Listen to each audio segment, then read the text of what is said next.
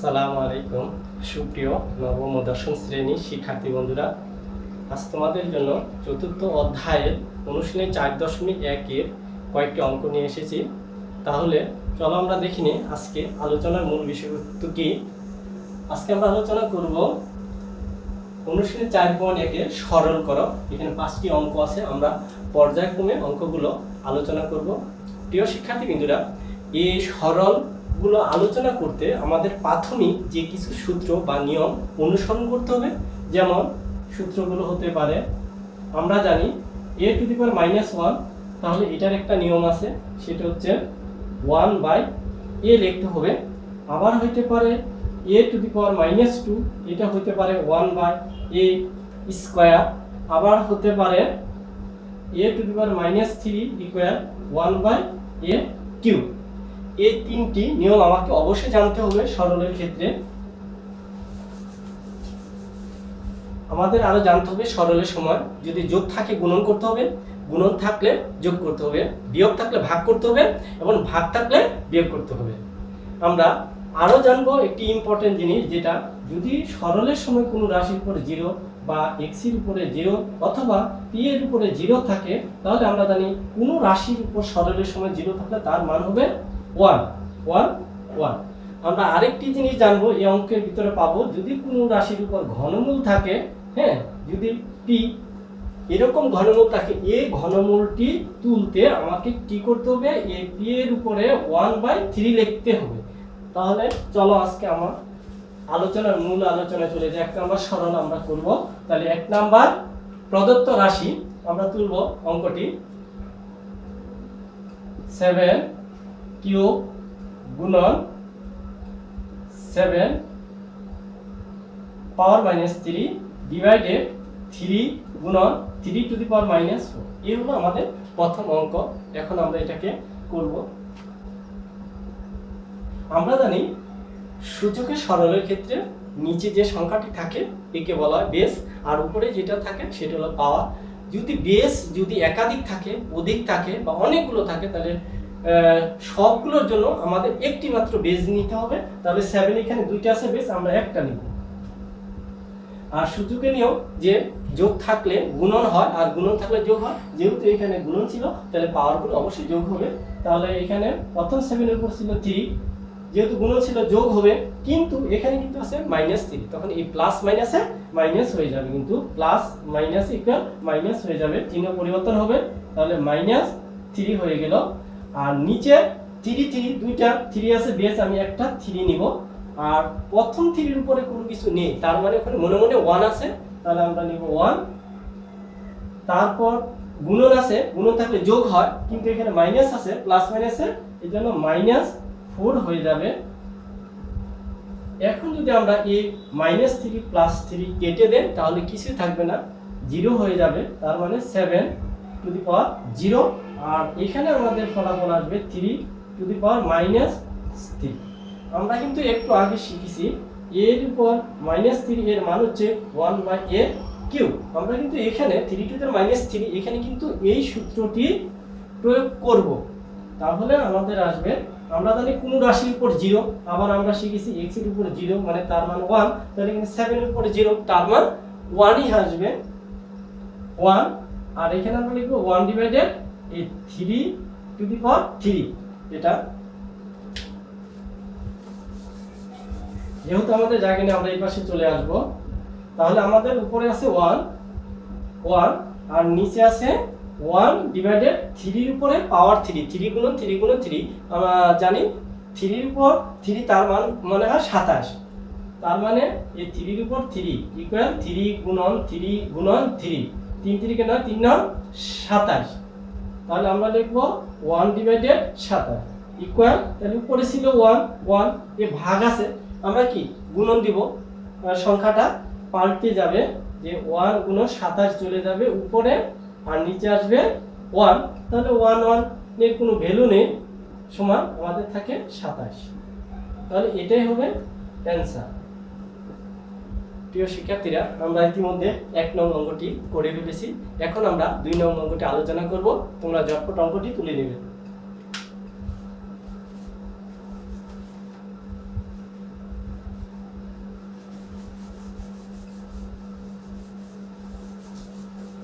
আমাদের 2 নং অঙ্ক আমরা দেখব প্রদত্ত রাশি।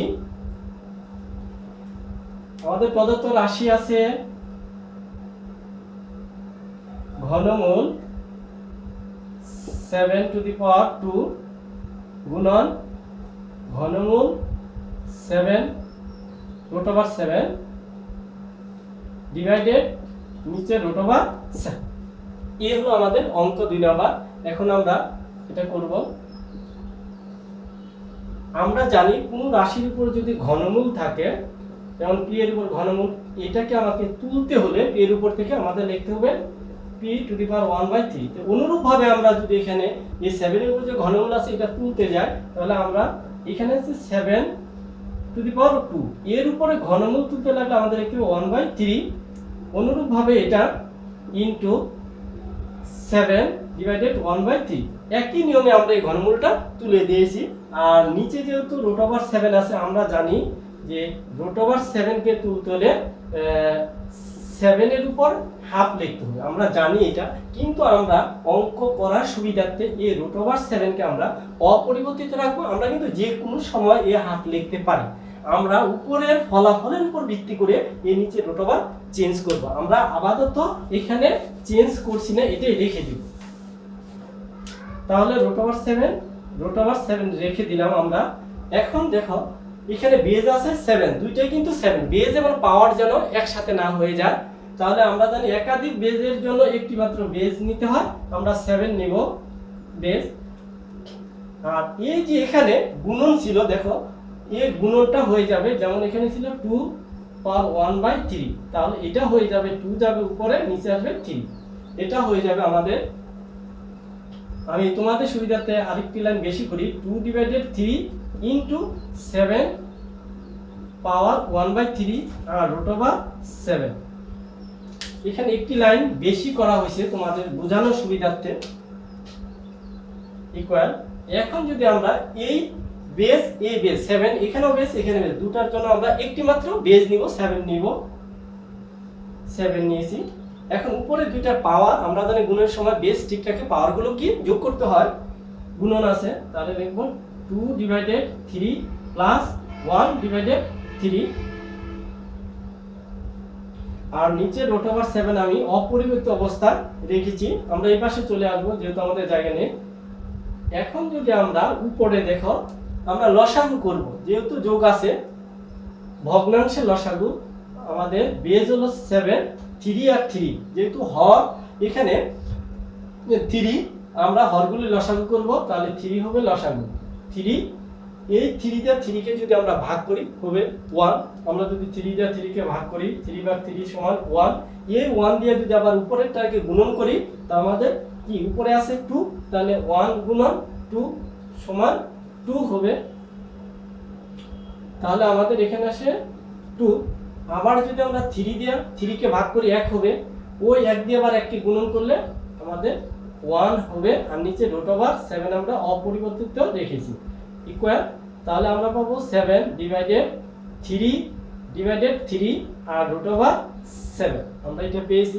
এখন আমরা জানি 3 কে ভাগ করলে 1 হয়, 3/3। তাহলে আমরা এখানে লিখতে পারি 7, শুধু 7, আর এখানে রুট ওভার 7।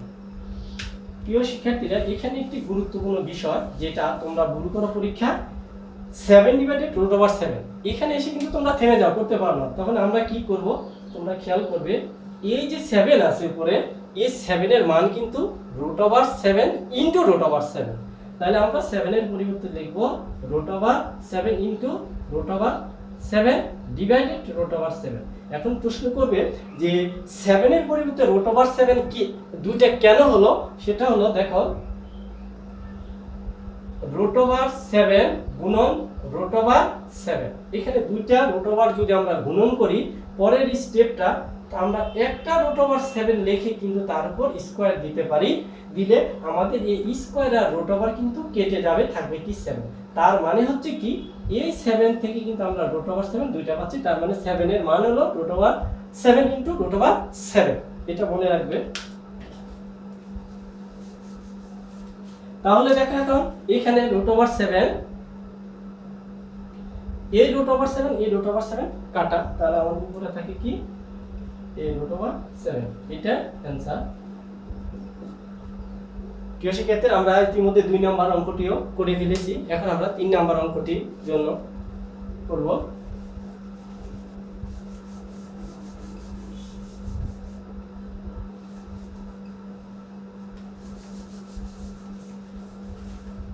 তিন নম্বর অঙ্ক আমরা লিখব প্রদত্ত রাশি কি আছে আমাদের, first bracket 2 to the power -1 plus 5 two the power -1 bracket close, তারপর -1। আচ্ছা, এটা হলো আমাদের 3 নম্বর অঙ্ক। পূর্বের অঙ্কগুলোর মতোই এই নিয়মটা প্রযোজ্য হবে। ইকুয়াল, আমরা ফার্স্ট ব্র্যাকেট দিলাম, আমাদের কিন্তু প্রথম সূত্র ছিল a টু দি পাওয়ার -1, এই প্রথমে কিন্তু আমাদের এই সূত্রটি এখানে প্রয়োগ হবে। তাহলে আমরা লিখব 1/2 প্লাস, আবার এখানে এটা সূত্র যদি 1/a হয় তাহলে আমাদের 2 টু দি পাওয়ার -1 এর সূত্র হবে 1/2, আবার এখানে 5 টু দি পাওয়ার -1 এর মান হবে 1/5। এই দুটি সূত্র কিন্তু আমরা এখানে প্রয়োগ করব, আমরা প্রথমে আলোচনা করে নিয়েছি। তাহলে 1/5 টু দি পাওয়ার -1 উপরে ইকুয়াল, এখন আমরা 2 আর 5 এর লসাগু করব। লসাগুর যে স্বাভাবিক নিয়ম, লসাগু হবে 5 দুগুণে 10, 10 কে আমরা 2 দিয়ে ভাগ করলে হবে 5, ওই 5 দিয়ে আবার একটি গুণন করলে হবে 5, প্লাস আবার 5 দিয়ে 10 কে ভাগ করলে হবে আমাদের 2, ওই 2 দিয়ে আবার 1 কে গুণন করলে হবে 2, bracket close to the power -1। এখন যদি আমরা যোগ করি, এটা 5 আর 2 যোগ করলে হয় 7 বা 7 ডিভাইডেড 10, তার উপরে পাওয়ার 1।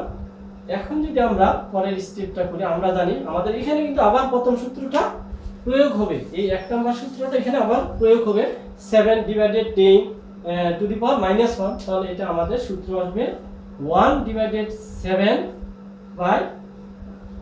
এটা যদি আমরা এখানে এই রাশিটাকে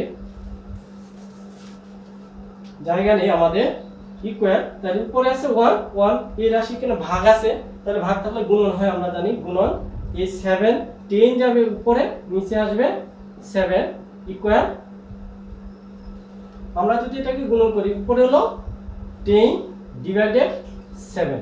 এটা তোমরা যদি ইচ্ছা করো এটা কিন্তু সমস্ত করতে পারো, আমরা অ্যানসার এটা রেখে দেব। যদি তোমরা সমস্ত করো, যে 7 ভাগ 10 যদি করো, 7 কে 7 পাশে 3, এই 3 যাবে উপরে আর 7 আসবে নিচে। তোমাদের ইচ্ছা, তোমরা ইচ্ছা করলে এইটাও অ্যানসার লিখতে পারো, আবার 10 ডিভাইডেড 7 ও অ্যানসার লিখতে পারো, আমরা এটাই অ্যানসার লিখব। প্রিয় শিক্ষার্থীরা, আমরা 3 নম্বর অঙ্কটিও ইতিমধ্যে করে ফেলেছি, এখন আমরা 4 নম্বর অঙ্কটি করব।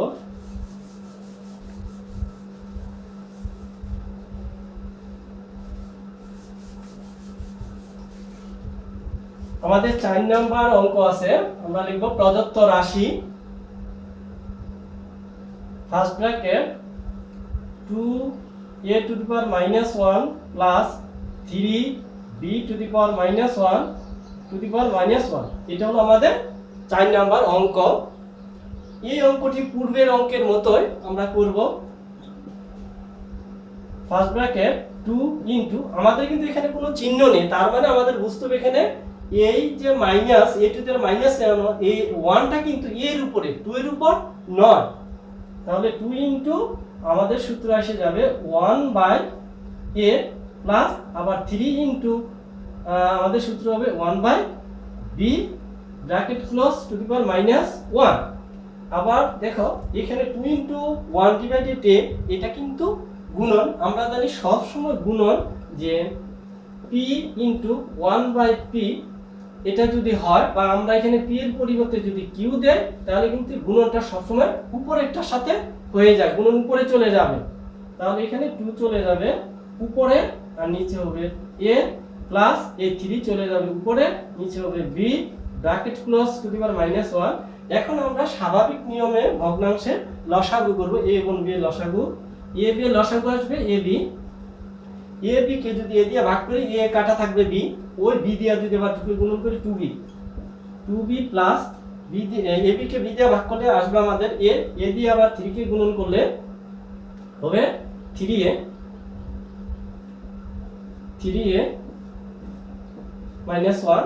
এখন দেখো এখানে আবার আমাদের প্রথম সূত্র প্রয়োগ হচ্ছে a to the minus 1 equal 1 divided a। এই সূত্র কিন্তু এখানে প্রয়োগ করতে হবে, এখানে কিছু করা যায় না ভিতরে।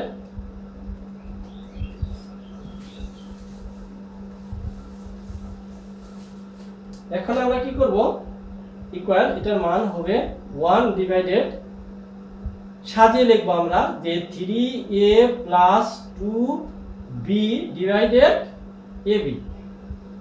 আমরা এই সূত্র দিয়ে দিছি, যেহেতু এটার উপর মাইনাস 1 আছে, প্রথম সূত্র প্রয়োগ করে দিছি এখানে। ইকুয়াল উপরে আছে 1 1, যেহেতু ভাগ আছে আমি গুণন দিব, গুণন দিলে সংখ্যা পরিবর্তন হয়ে যায়, উপরেরটা নিচে নিচেরটা উপরে যায়, আমরা তাই করব। এখানে ab নিয়ে যাব আমরা উপরে, আর নিচে নিয়ে আসব 3a প্লাস 2b। এখন যদি এটাকে আমরা গুণন করি তাহলে আসবে ab divided 3a plus 2b, এটাই অ্যান্সার। প্রিয় শিক্ষার্থীরা, আমরা 4 নাম্বার অঙ্ক করে ফেলেছি, এখন সর্বশেষ 5 নাম্বার। এই অঙ্কটি সবচেয়ে বেশি ইম্পর্টেন্ট, পরীক্ষায় আসে।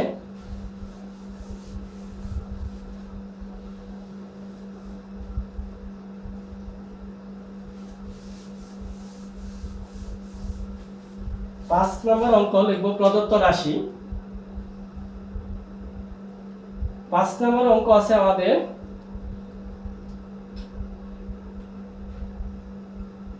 2 to the power n plus 4 বিয়োগ 4 into 2 to the power n plus 1 divided 2 to the power n plus 2 ভাগ 2। এই হলো আমাদের অঙ্ক 5 নাম্বার। এই অঙ্কটি মনোযোগ দিয়ে দেখবে তোমরা। ইকুয়াল, দেখো আমরা যেটা বলছিলাম যে সূচকের সময় গুণন থাকলে যোগ হয়, এখন আমরা লিখব এই 2 to the power n plus আছে বা যোগ আছে, আমরা গুণন লিখব ইনটু 2 টু দি পাওয়ার 4। যে এটা কেন হলো আমি তোমাদের এখানে বুঝিয়েছি। 2 to the power n plus 4 এর মানে হচ্ছে 2 to the power n into 2 to the power 4। যদি এখানে যোগ থাকে গুণন আমরা এই অবস্থায় লিখতে পারি। আমরা যদি এই লাইনটিকে বাদ দেই তাহলে এখানে দেখব 2 2 দুইটা বেস, দুটো বেসের জন্য যদি আমরা একটি বেস নিলাম তাহলে আমরা গুণন সব পাওয়ার যোগ হয়, তাহলে এটার উপর আছে পাওয়ার 4, গুণন থাকলে যোগ হয় যোগ 4। তাহলে দেখো গুণন থাকলে যদি যোগ এইভাবে হয় তাহলে আমরা যোগ থাকলে আমরা গুণন এইভাবে লিখতে পারি।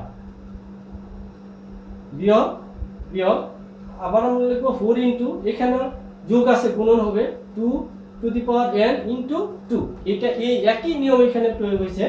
আবার এখানে দেখো এখানে দুটো বেস কিন্তু এক, 2 2 উভয় বেসই এক, দুটো রাশি, আমরা দুটার জন্য একটি মাত্র বেস নিব 2। পাওয়ার ছিল n প্লাস 2। এখানে আমরা জানি 2 এর উপর কোনো কিছু নেই, তার মানে 2 এর উপর মনে মনে 1 ছিল, আর ভাগ আছে আমরা জানি ভাগ থাকলে সূচকের নিয়ম বিয়োগ হয়, তাহলে আমরা বিয়োগ কি বিয়োগ করব, পাওয়ার বিয়োগ করব।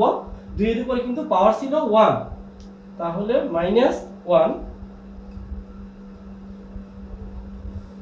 দেখো এখানে আছে 2 to the power n, 2 to the power n into এখানে 2 এর উপর 4, এই 2 এর উপরে 4 এর মান হচ্ছে 2 গুণন 2 গুণন 2 গুণন 2 সমান 2 দুগুণে 4 4 দুগুণে 8, 2 দুগুণে 4 4 দুগুণে 8 দুগুণে 16। 2 এর উপর 4 হলে এটার মান আসে 16, তাহলে আমরা লিখব 16 বিয়োগ 4 দুগুণে 8 বা 8 into 2 to the power n, আর এখানে আসবে 2 যদি আমরা যোগ বিয়োগ করি 2 to the power n plus, এখানে 2 এর আগে প্লাস আছে 1 এর আগে মাইনাস আছে, যদি আমরা যোগ বিয়োগ করি 2 থেকে 1 বাদ দেই তাহলে আমরা পাবো প্লাস 1 প্লাস 1। দেখো এখানে 2 পাওয়ার n into 16 minus 8 into 2 power two the power n। এখানে কিন্তু আমাদের 2 to the power n common যায়, দুইটা রাশির মধ্যে আমরা কমন নিতে পারি 2 টু দি পাওয়ার n। এই 2 পাওয়ার n যদি আমরা কমন নিই থাকবে 16 মাইনাস 8, আর এখানে দেখো আমাদের আছে যোগ আছে, আমরা জানি সূচকের সঙ্গে যোগ থাকলে গুণন হয়, তাহলে হবে আমাদের 2 পাওয়ার n ইনটু 2। আমাদের গুণন যোগ ছিল, আমরা গুণন দিয়ে এইভাবে ভেঙেছি, যেটা আগের সূত্রে আমরা দেখিয়েছি।